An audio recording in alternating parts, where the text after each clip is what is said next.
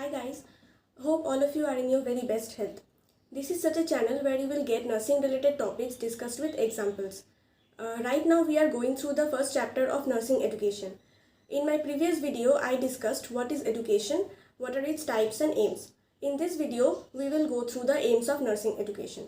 So let's see what are the aims of nursing education. First one is harmonious development.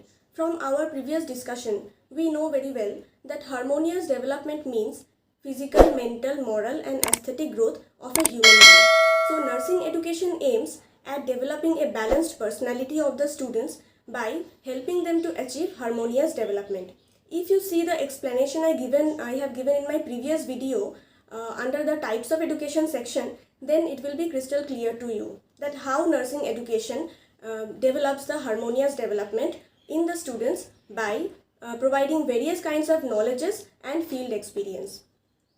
Next is including the right attitude.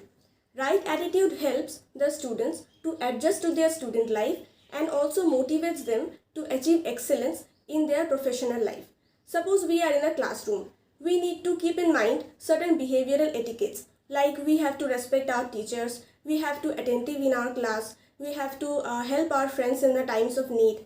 Otherwise, we will be isolated and our learning process will be affected.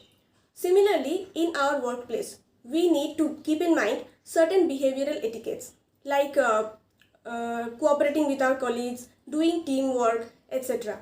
Otherwise, there also we will be isolated and our professional growth will be hampered.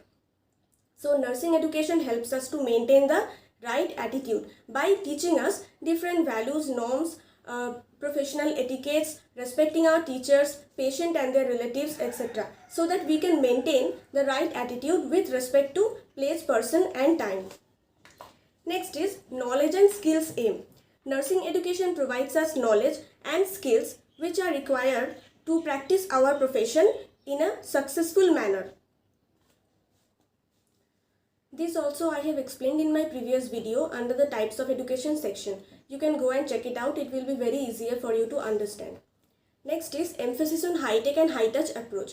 What is high-tech, high-touch approach? This approach was devised to preserve the human component of nursing care. We nurses often use sophisticated gadgets like digital thermometer, digital BP machine, glucometer, pulse oximeter, Holter monitor, etc. while rendering nursing care.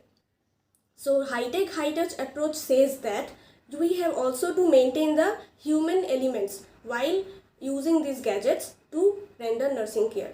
For example, while doing assessment or checking vitals of a patient, instead of doing quietly using these gadgets, we can also look at the patient, smile at him, ask him about his health, reassure him along with that. Then the level of patient satisfaction definitely increases. So this is the high-tech, high-touch approach. Next is prepare students to take up a role in learning.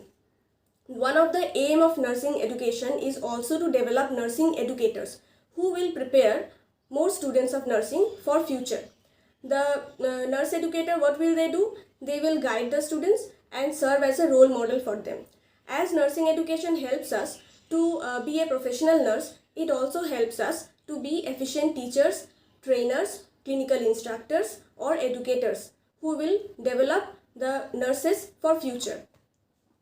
Next is professional development. Nursing education helps to render professional nursing care to all kinds of people in all phases of health and illness in the best possible manner. This is also explained in my earlier video. Next is assist to build a promising career.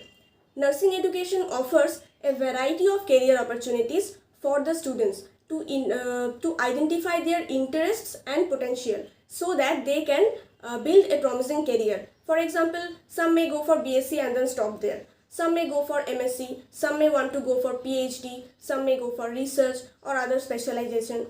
That's it. Next is democratic citizenship.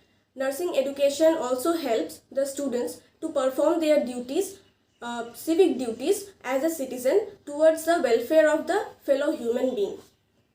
Next is social aim. Nursing education also helps the students to be a useful member of the society so that they can interact effectively with the people and render dedicated nursing care without any discrimination.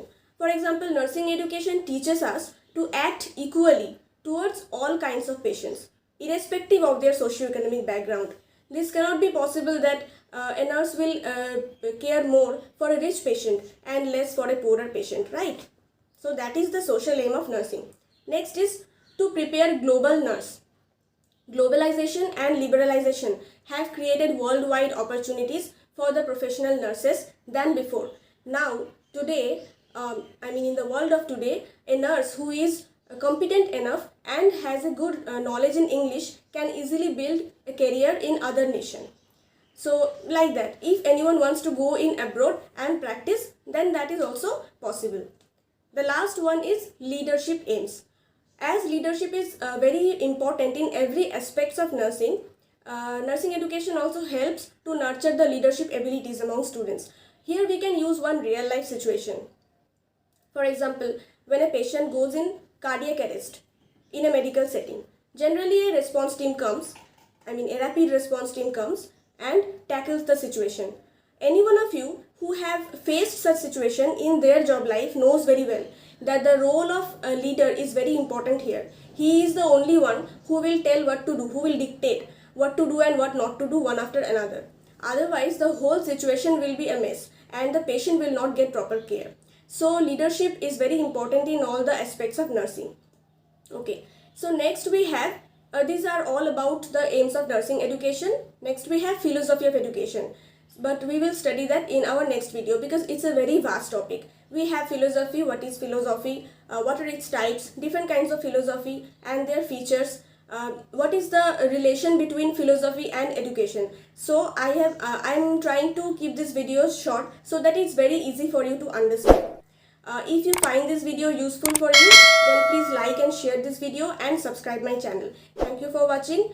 Bye guys.